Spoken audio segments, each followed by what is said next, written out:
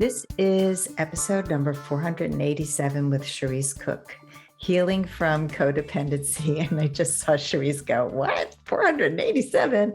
Impressive. Yeah. Hard to believe, but I've been doing Wow. this for almost 9 years. And Wow. unfortunately, a lot of episodes got lost when I switched servers, podcast Oh, servers. But I thought about it and actually let it go because a lot of my oh. first episodes were terrible. And letting go is a really important part of dating and relationships. Indeed it is. Right? So Yes. we're going to bring Charisse on in a minute, but I just want to say hello. I am Sandy Weiner, and welcome back to Last First Date Radio, where we believe it is never too late to go on your last first date. And if you want some support on your journey to lasting love, I wrote a book. It's called Becoming a Woman of Value: How to Thrive in Life and Love. It's not just for singles, it's for anybody who wants to thrive. It's actually not even just for women, but don't tell anybody. And it's filled with 30 chapters. Each chapter has a step, a tip, which I'm going to share in a minute. And there are stories, and each chapter ends with an exercise to help you step more fully into your value. There are 3 pillars of core confidence in the book, and there's show up, stand up, speak up. And in order to really be fully in your value, you want to show up fully with your values, with who you are. You want to stand up for what's important to you, and you want to speak up, which I'm sure we're going to touch on today because we're talking about codependency. So you can find it on Amazon in Kindle and paperback. And this week's tip on becoming a woman of value is step number 17, let go of toxic people. Just so happens that we're talking about toxicity in this week's episode. We often don't even realize that we have toxic people in our lives, or that we can let them go. And it can even be a family member. I mean, I have let go of several family members. I remember I had one family member who used to call me up and tell me how I should be taking care of my father. I should have him move into my house, and I should be doing this and that. And I really cut that relationship off.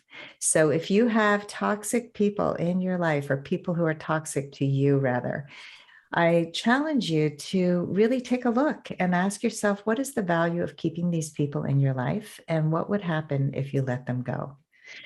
And now, before I bring on Charisse, I just want to give a shout out to my Facebook group. It's called Your Last First Date. It is fantastic, if I may say so myself. We have about 3,500, maybe even more women in there. And it is not one of these groups that goes off the rails and is just a place for venting about how horrible dating is and how terrible men are. And none of that is allowed in my group. I have 7 fabulous monitors who help me manage the group. So unlike most groups for singles, it is really curated. We don't post anything that's negative and shaming. It is all to help you grow and reach that last first date. So join us there at Your Last First Date. Now for my guest, Charisse Cooke. She is coming to us all the way from England on the coast. And she's been a therapist for 17 years and in a relationship for almost 15 years, which is why she knows firsthand the traps that we fall into in relationships. She offers step-by-step online teaching and videos that outline exactly what you need to do to improve your relationships. And she writes how-to articles that tackle the biggest problems in modern relationships. Plus, she also answers your questions in the Agony Aunt section of her website. Welcome to the podcast, Charisse. Thank you, Sandy. It's so lovely to be here. So hello from England. I love having people from across the pond and their lovely accents. So I want to start with a little about you and what inspired you to do this work, to become a therapist, and to focus on relationships. My love of human behavior happened very, very early on in life. And I think, like many people, there's a type of person who's very observant and can notice things that happen in life. And maybe this is part of my codependency, and we can explore this as we go on. But yeah, I would say a fascination has always been there. And like many people, my own life journey sort of forced me to look at my own stuff very, very young. And I trained in my 20s to become a therapist. And I actually started my work in rehabs. I worked in treatment centers. And it's an interesting thing. I just naturally gravitated towards working with the families. And the family groups, the family sessions were all about relationships. And then I noticed that even when I was working with the people in rehab, in the groups, somehow we always ended up talking about relationships, or we spoke about the stuff of relationships, whether that was loneliness or disconnection or fear. And so I just feel like it's just naturally, I've been led to really focus my career and all my trainings that within that on relationships, because I believe everything kind of boils down to our relationships. It's such a key part of being a human. So true. So do you mind sharing a little bit about what those early experiences were that got you to really focus on this? Well, I think my own struggles with relationships became very apparent. I would describe myself as a very giving person. And that, I suppose, is what makes a therapist. If you look at a therapist, there's going to be someone who wants to make positive change, really puts a lot of effort into relationships and really cares about people. And I think for me, when I was young, I didn't have a lot of great boundaries about how to look after the fact that I was a really caring, open, giving person, and for that to always be appropriate and for that always to be in my best interest. So I have a whole slew of depressing and sad love stories from when I was younger that were sufficiently painful for me that I was forced to really sort of look at my own stuff. And I've worked with some amazing people who've really shown me a very different way of being able to be in relationship and be in the world that speaks of, really being able to be honest and to be who I am, which is a loving, giving person, but to do it in a way that is really healthy and it's ultimately esteeming to me. Yeah, I think that a lot of our listeners, including me, can relate to a lot of what you said. I think many of us struggle with our relationships. We don't really know why. And it's so fascinating when you do the work and realize you can connect the dots and you can really start to understand that there's a reason why we make the choices we make, why we behave the way we do. And the awareness is the first step to healing. So yes, I think searching for answers is definitely something that's very interesting to me. And the world of psychology and psychotherapy and philosophy and art are kind of great with that, because I sort of know now that actually as humans, our behavior is very predictable. What we do, you will know. It's kind of after a period of time, there aren't any surprises. And there's something so liberating and freeing about recognizing our own patterns and our own ways of doing things that speak of perhaps insecurity or pain, but are also really not going to get us what we want. And so there are things to be done to develop more helpful and constructive ways of doing life and doing relationships. And that's been very empowering for me. And I really enjoy passing that on to others. Yeah, that word empowering is so resonant for me. I think we feel disempowered when we don't understand and we feel like we're just a victim of these relationships that cause us heartache. Yes. And just having that knowledge is so much power. And I remember just relationship after relationship in my teens and my early 20s where I just didn't get it. Like, why did the people I like not like me back? And why do I lose myself in relationships? And why did I become obsessed for 7 years in high school through my early 20s with somebody who I didn't even know if he loved me because we never talked about it. And so it's like crazy stuff that when you figure it out, it really makes perfect sense. And so much of it has to do with our upbringing. So let's talk a little bit about codependency, because codependency is one of these unhealthy relationship patterns that many, many people repeat. So how would you define it? I would define codependency in a simple way because it encompasses, I think, a huge amount of our human behavior, but also our beliefs and our thought processes. But in a very, very simple way, I say codependency is the over focusing on others and the under focusing on ourselves. And that within that, that encompasses a sense of responsibility. It can sometimes be a sense of control or lack of control. It's prioritizing someone else, as being tuned into someone else's emotional experience and not our own. And you used a really great phrase a minute ago, which is we lose ourselves. And I think there's something very powerful about noticing our adult behavior that is, perhaps of this ilk. And that can then speak of maybe some experiences that we had in our younger years and why we learned to focus more on others or prioritize others, or other people are more important than us, or we've got to bend and pretzel ourselves to be lovable or get approval or be liked. We can stem it back. I always think it's interesting to look at the behavior today and then kind of work our way back to go, oh, wow, well, maybe that's because of this or that's because of that. Yeah, I like the simplicity of over focusing on others and under focusing on ourselves. I think this has been like such an epiphany for so many of my clients. It's like, oh, I didn't even realize that I've been neglecting myself, and I've been focusing on other people and focusing on their happiness over my own and their well-being over my own. I remember asking one woman whose husband had asked for a divorce, or kind of asked for a divorce, didn't really. I think I don't love you. I'm not sure what I want. I'll get back to you. And she was devastated. And I said, what do you want? And she had no idea, because she never asked herself that question. Yeah.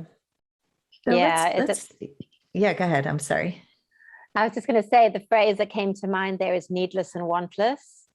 Is that actually for us, having needs or having wants, unless we're asked when we're young, unless that's a priority, what do you think? What do you want? What do you prefer?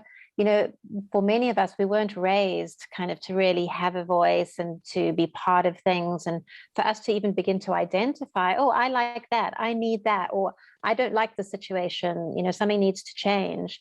Often the parenting would be keep quiet, be obedient, or, stop acting out or whatever. So we don't learn to sort of really know and certainly value what it is that we want and what it is that we need. And actually, we become so disconnected from ourselves that we lose sight of that.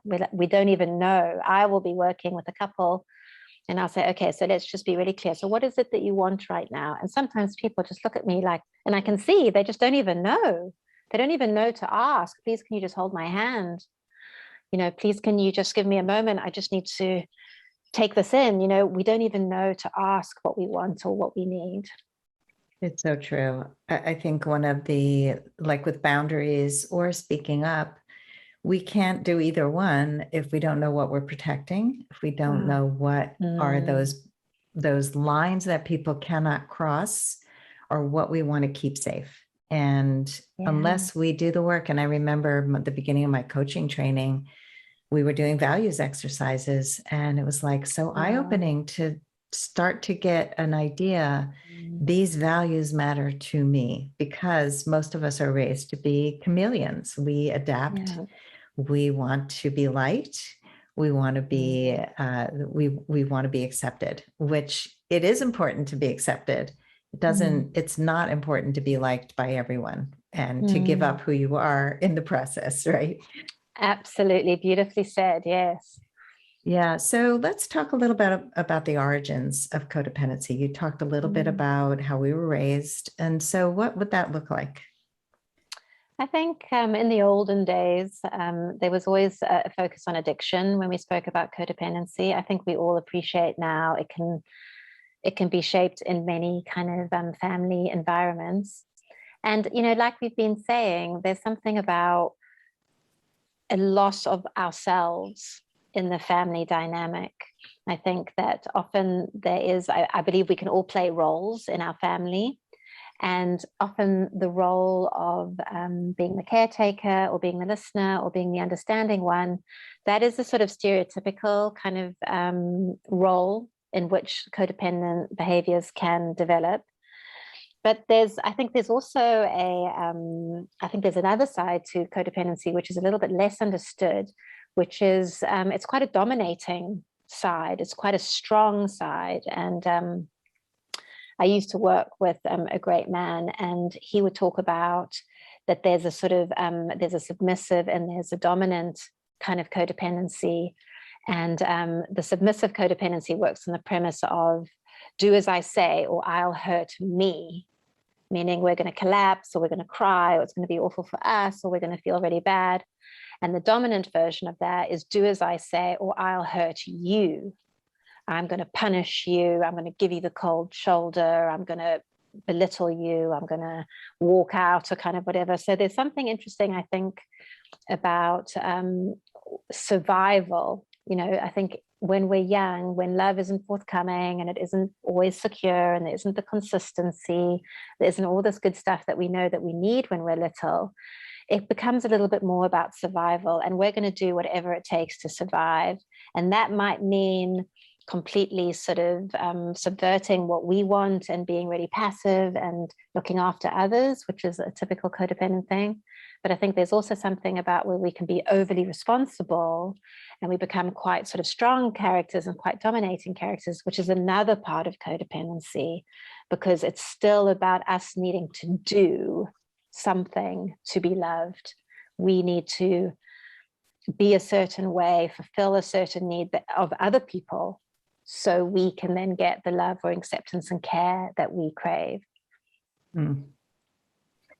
Yeah, it's bringing up so many thoughts for me. It's interesting, the whole dominating and dominant and submissive parts of codependency. What comes to mind is like if a parent and child are in a codependent relationship, they play different roles. And there's also a term, and then I used this last night I gave a master class on attachment theory, and the term emotional hunger.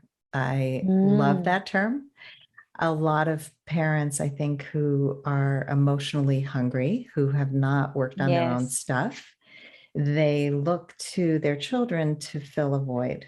And that leads to codependency. So can you speak to that a little bit? Because this is kind of bringing this to mind. I love that. And when you say that, I love that emotional hunger. That's such an evocative phrase. I love it. And I immediately think of, you know, one of my favorite songs, kind of Bruce Springsteen, Everyone's Got a Hungry Heart. I think, you know, that's so sort of true in a way. But yeah, I think the parent-child thing is actually a really good example, because it does speak of the power. You know, there's often a power imbalance.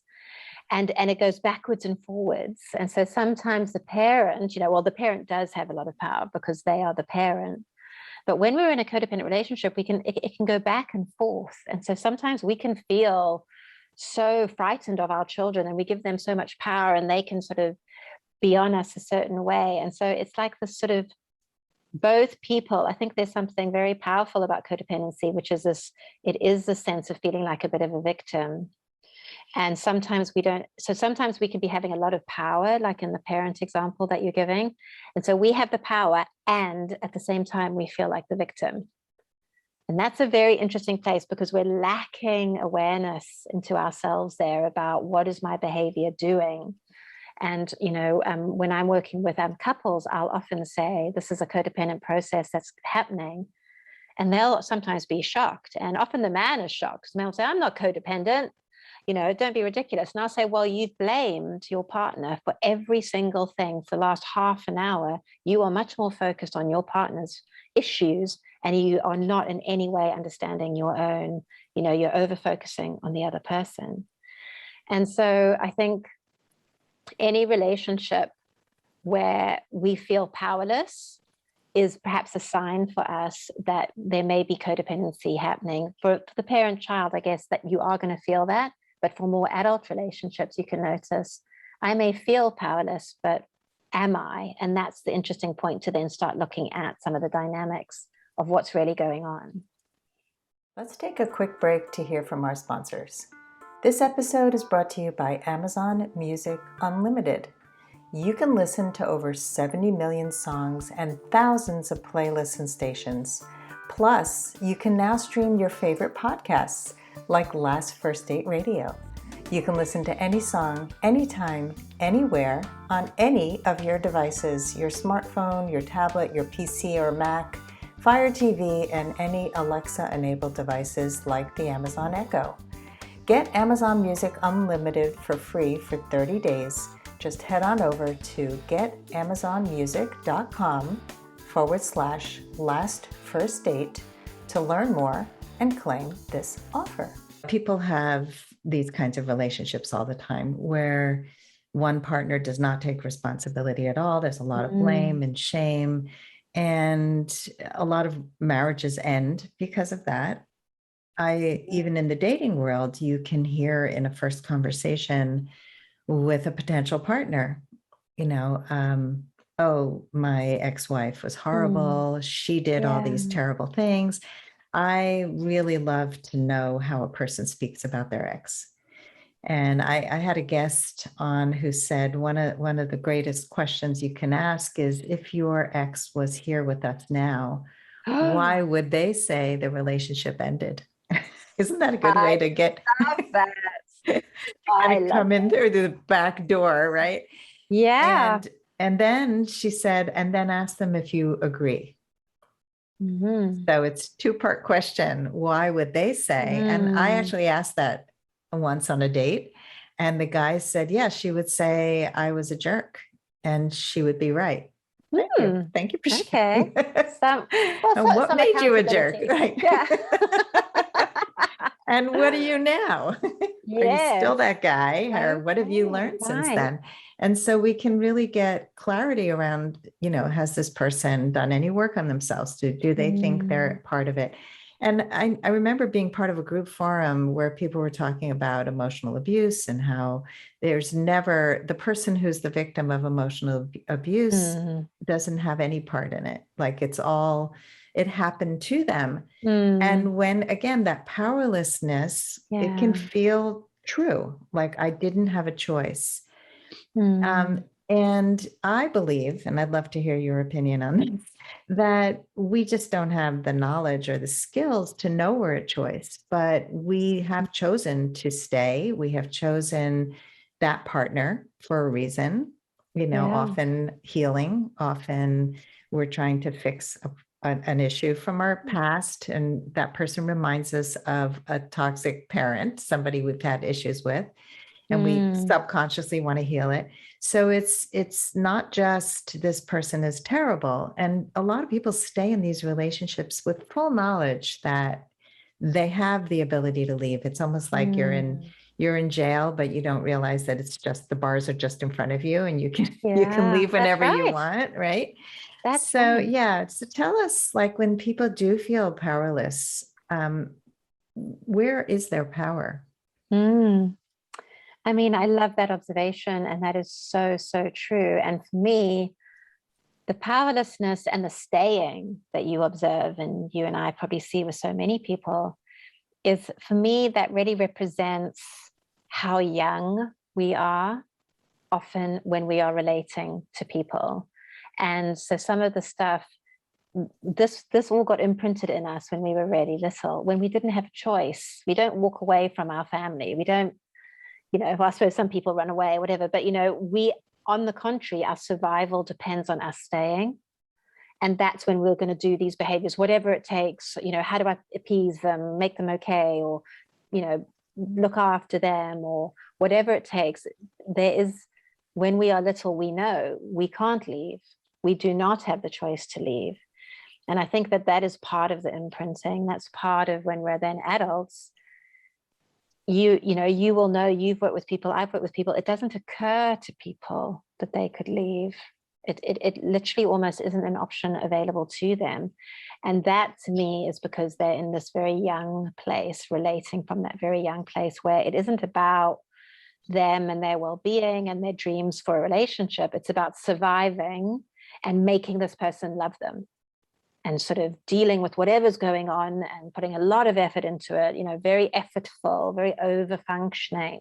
I think codependence can be in a relationship trying to make it okay, whatever it takes, coaxing, cajoling. And then if that doesn't work, we get really angry and we start lecturing and we start, accusing and condemning. And then we go back to cajoling. And the whole premise is, how do I get the love that I really wanted from mummy or daddy or any family member? And I need to get that from you, and I'm not going to be walking away. And so that really speaks of the powerlessness. And so I think developing our power, recognizing our power, really is a shifting into a much more adult state of mind. And it's really a learning how to be adult in relationships. And that often, I think, is a whole process. It's definitely not just a decision that can just be made. Absolutely. Yeah, that's a really good description about what really goes on. And I'm thinking even of a person who had a codependent marriage is now in a codependent relationship with her daughter. And she doesn't really connect with her daughter, and she's working really hard to get the connection she wants. And she keeps putting out bids for connection, and it keeps getting rejected. And I said to her, what would happen if you just accepted that this is the best she can do? And it's like, it's very hard for her to accept that, that really that she is at choice, and that her daughter may not be willing or able to go deeper with her and to really admit her own issues.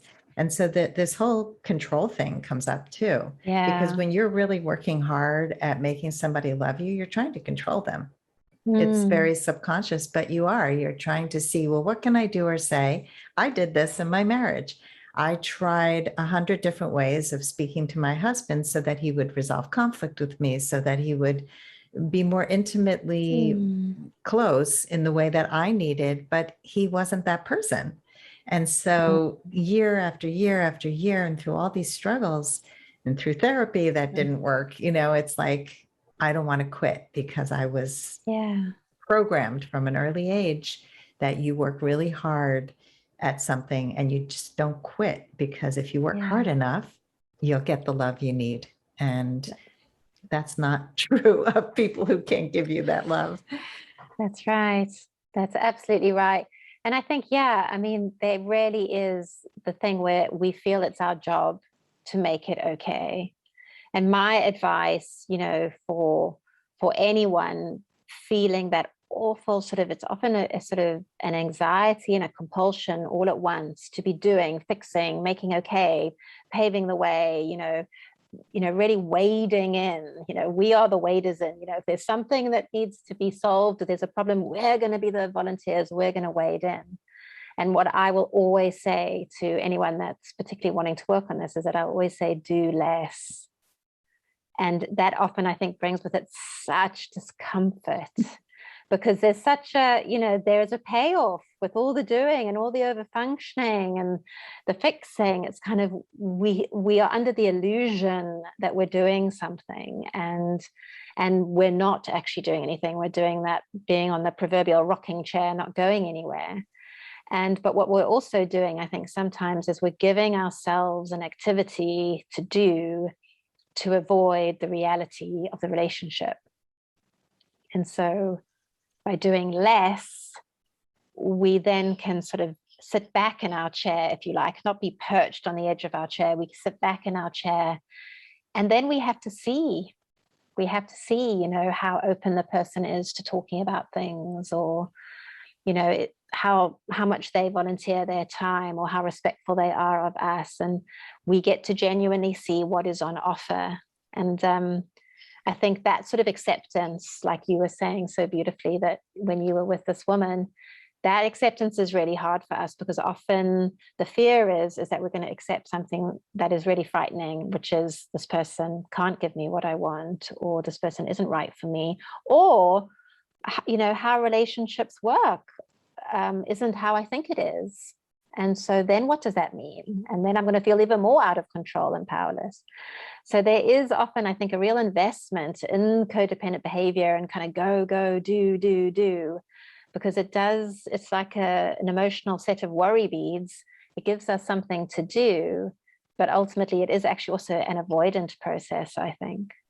Yeah, so true. I think that also programmed from early childhood is that doing is how we are valued. Right. And you mentioned that earlier.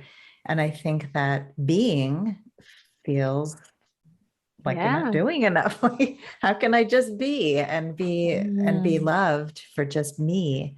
I think it's one of the hardest things for people to embrace. And I also think that leaning back and doing less is so hard. It's, like you said, it does bring so much discomfort.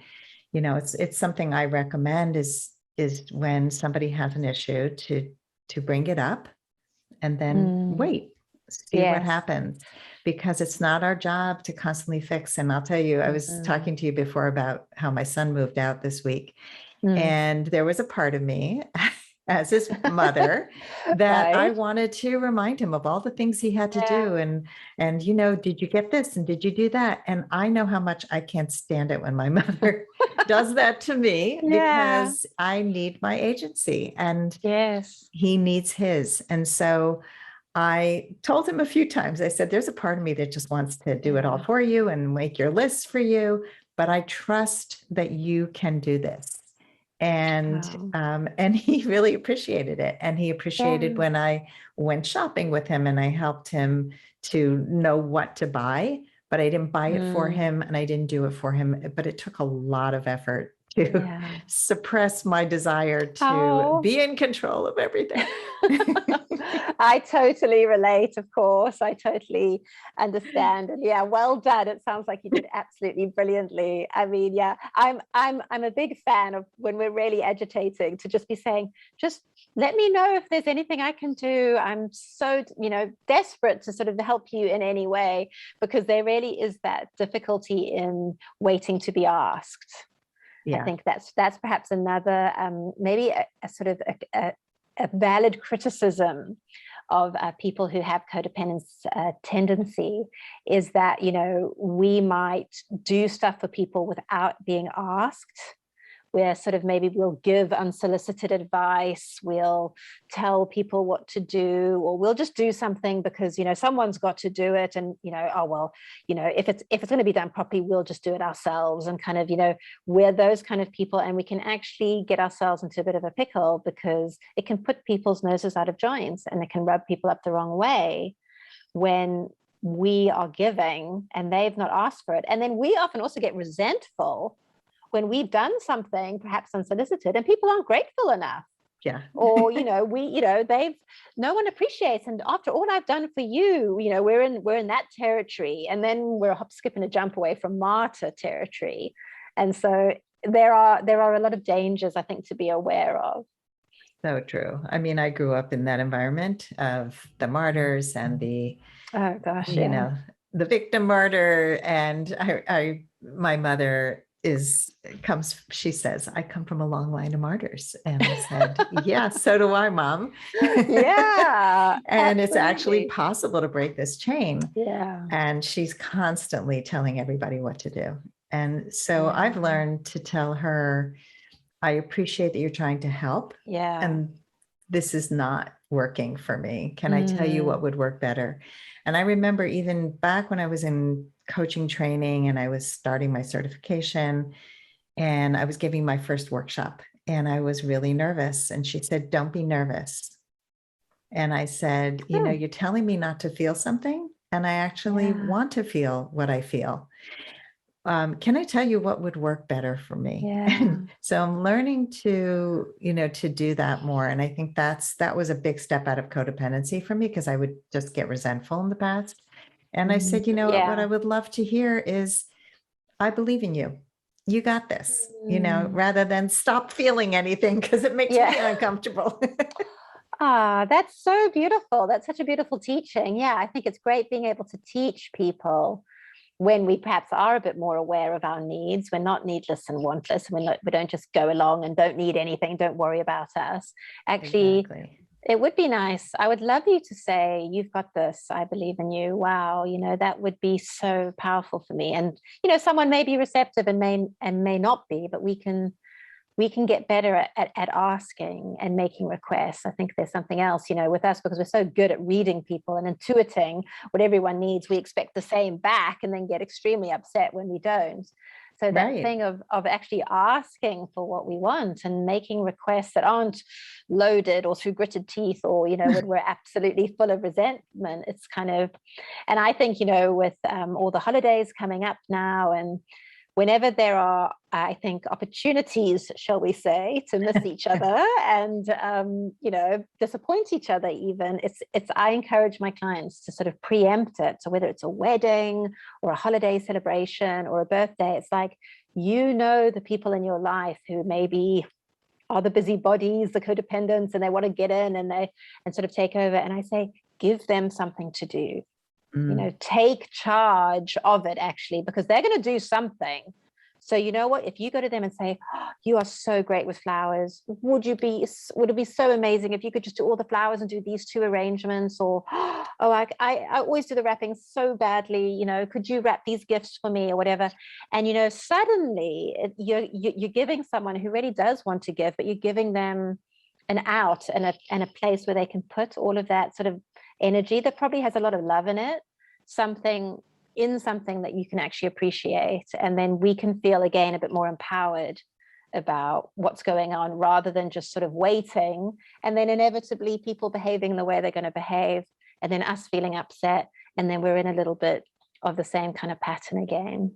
Yeah, that's such great advice. The preempting is always a good idea. Yeah. And I think, you keep repeating patterns. You go, okay, so this time let's do it differently. And right. Birthdays especially, I find people have expectations of, I really wanted you to celebrate my birthday this way.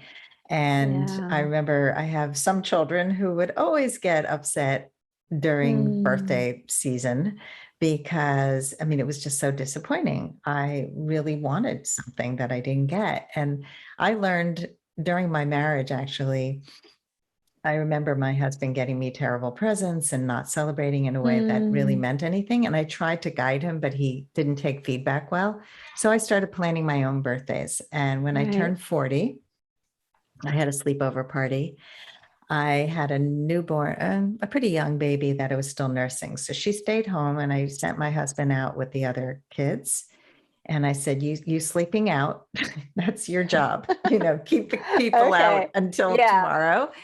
And I only invited people that I loved, and I designed it the way I wanted it. And from that time on, I've been creating my experiences instead of passively waiting and being disappointed. And so I think that's also important, that we not really rely on people who can't show up for us, and we give them other jobs, like I gave my husband, because he did a good job of keeping the kids away, and design the life we want.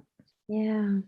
Well, that I think speaks of a really loving adult, like I was saying earlier about, we have to begin to be in the world in a more adult way. And what might that look like? And it's sort of okay to feel disappointed. And I do think you're absolutely right. Birthdays are a tough time for many different reasons. It is an emotional time. Like, am I, a day that is made for us to be celebrated? I mean, this is just, it's just a disaster waiting to happen, isn't it? There's going to be disappointment there. Yeah.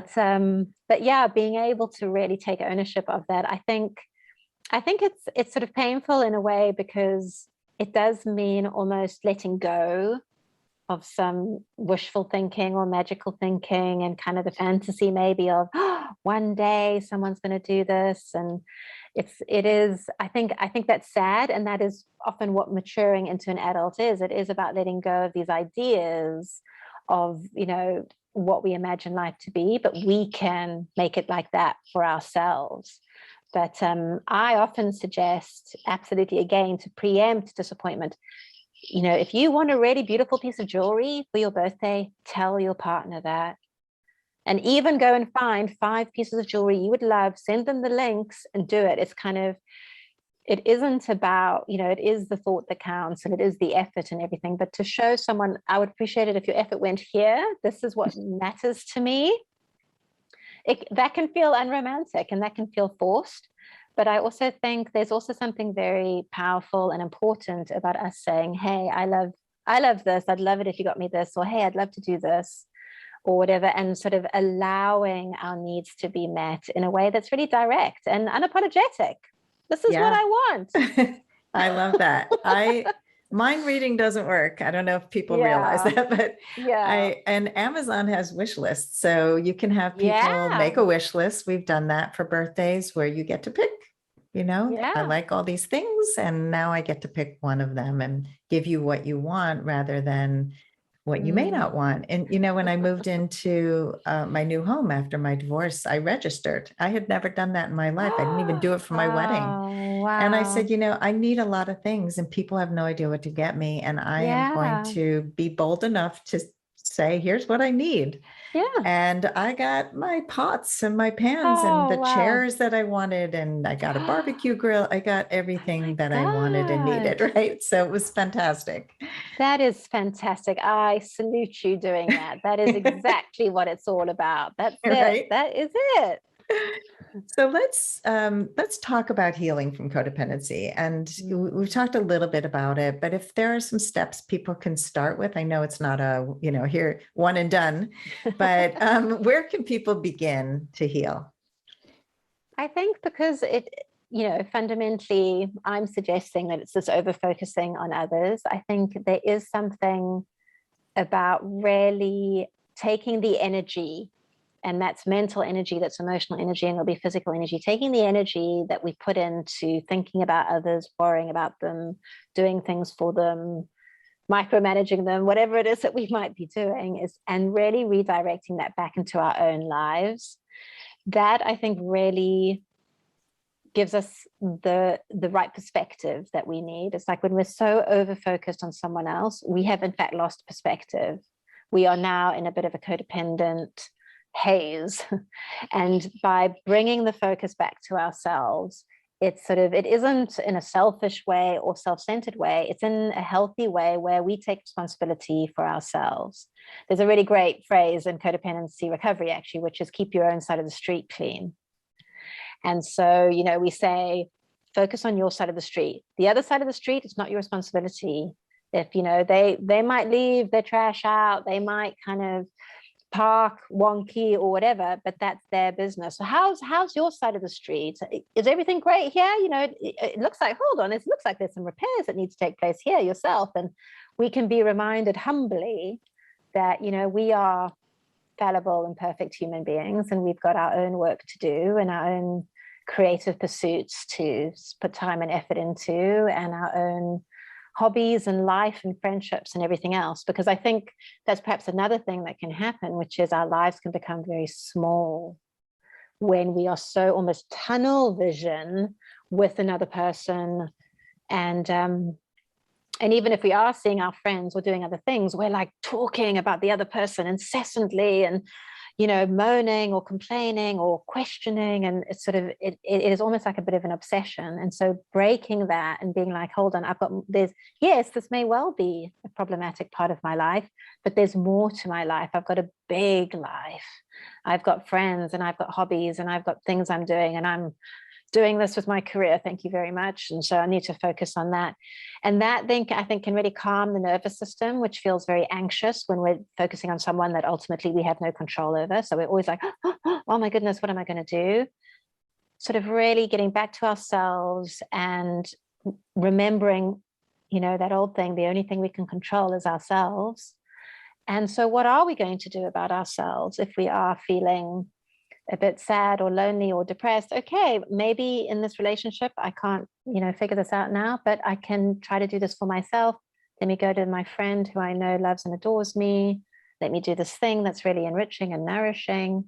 It's really keep on bringing the focus back to ourselves, because in many ways we have to get to know ourselves and find out what we like, what we enjoy, separate to this problematic aspect of our lives. So that for me would be certainly a starting point. Recognize we are not at the center of our own lives. We're totally focusing on someone else. And so I need to be the hero in my own story. How do I do that? How do I shift things around so this is a bit more appropriate and healthy? That's a great place to start. I think that people often, again, don't realize they're a choice.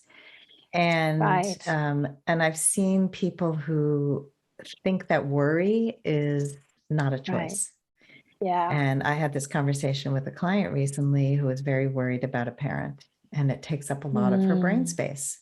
Yeah. And she's always in overwhelm, and always just her life is Right. so full and so overwhelmed that Mm. it's hard for her to focus on herself. And so there's a lot of numbing that goes on. Mm. And I said, do you really feel that worry is helpful? How is it helping your parent? How is it Mm. helping you? Well, but then it looks like I don't care. No, you can care and not worry. Yeah. And it's hard for people to see that. I find Yeah. there are a lot of parents who worry about their kids. And I'm like, Mm. I don't really Over. worry Yeah. about my kids. Like I Yeah. trust that my kids have some skills. They have some good skills because Mm. I helped them through a lot of stuff and gave them some skills that I didn't grow up with. But I also know that they know they can come to me or to a therapist or somewhere to get Mm. support if they need it. Like we don't always have all the answers, but Yeah. it's really about like, what do we do when we need support? And so Yes. me worrying about my child doesn't feel good to the child. I remember my mom telling me Mm. once, "Oh, I stayed up all night worrying about you." I said, "Oh, so now Yeah. I have to worry about you staying up all Yeah. night?" I That's mean, it's right. like that becomes my Yeah. problem. So that's not helpful to me or you. I love that. That's so true. And I will say that as well. It's kind of, so this person that you're worrying about, do you think do you think they want you worrying yourself sick and not eating properly and kind of being beside yourself and not looking after yourself and neglecting aspects of your life? Do you think this person that probably really loves you wants you to be doing that? I don't think so. No. It's yeah, I think, in society there's this glorification of worry, really, and it's fascinating because it's an incredibly destructive process, I think. Yeah, I remember Michael J. Mm. Fox talking about it once when he was first diagnosed with Parkinson's. Right. And he said, worry is a complete waste of time. Yeah. If the thing happens, you will Yeah. have spent energy Yeah. worrying about it and Yes. then going through it. And if it never Yeah. happens, then you've spent time worrying about something that never happened. So either Mm. way, you're doing something that's a waste of That's time and it. energy, right? That's it. Yeah. And something somewhere is being neglected, and there's some bit of joy or just your life or your work or your friendships or something that are getting a little bit less of you. And that, Yeah. that's useful to take responsibility for. Like, hang on, I've got things I've got to show up for. Do I want to show up, wholeheartedly, or am I just going to be there in, body only because I'm too busy having this sort of hypothetical thing in my head? It's Yeah. sort of, it's a real shame. Yeah. It is a real shame. So my last question, and this has just been a great conversation, Charisse. What is your final word of advice for anyone who wants to go on their last first date? Well, I am a therapist, so I have to say that the best thing to do to be able to go on your last first date is to really understand your patterns and understand the way that you see relationships and kind of the way that you relate. And so do the work of really looking at yourself and your life. And I actually, on my website, I have a relationship history workbook, and it literally goes through all of your relationships throughout your whole life, from childhood, school, friendship, and then romantic. And it really kind of exposes and reveals, what it is that we bring to relationships in terms of our expectations, the things we've learned, helpful and unhelpful, and the assumptions that we also bring. Because I think for me, when I'm working with people, the biggest stumbling blocks, and just blocks in general, are people who are arriving, into dates and not really knowing what they're looking for or why, how they are coming across. And so I think having a knowledge of our patterns and the stuff that we can do that isn't always helpful is absolutely crucial. So that would be my advice. That's great advice. I wholeheartedly agree that knowing yourself and again, cleaning up your side of the street, Yeah. we do better. We have more knowledge, Yeah. and knowledge is power. So thank you so much. And let's just give some links where people can find you. Oh, thank you. Well, my website is charissecooke.com, and my name is spelled Charissecooke.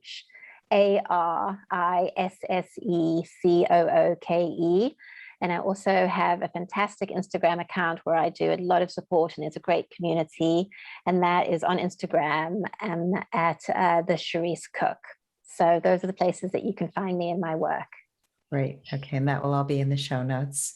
And people can go grab that workbook. I think that's a really excellent resource. Thank you. Don't see patterns until we start to write our patterns often. And it's like, oh, I didn't realize that these people all had that in common. And yep. So again, like knowing that we can actually begin to change it because we are the common denominator in all our relationships. And when we work on ourselves, we can heal codependency, heal the unhealthy patterns that we've been bringing, and really access the joy of healthy relationships, which is really pretty amazing. It sure is. I love it. Thank you so much for having me, Sandy. I've had loads of fun. Thank you. And thanks everybody for listening. If you love our show, please rate and review us. We really, really appreciate every subscription, every rating, every review. And as always, here's to your last first date. If you are ready to get unstuck, gain new tools, become more empowered, and finally find your last first date, I'd love to talk to you. Fill out an application to be considered for a complimentary half-hour love breakthrough session at lastfirstdate.com/application. That's lastfirstdate.com/application. I look forward to talking to you soon.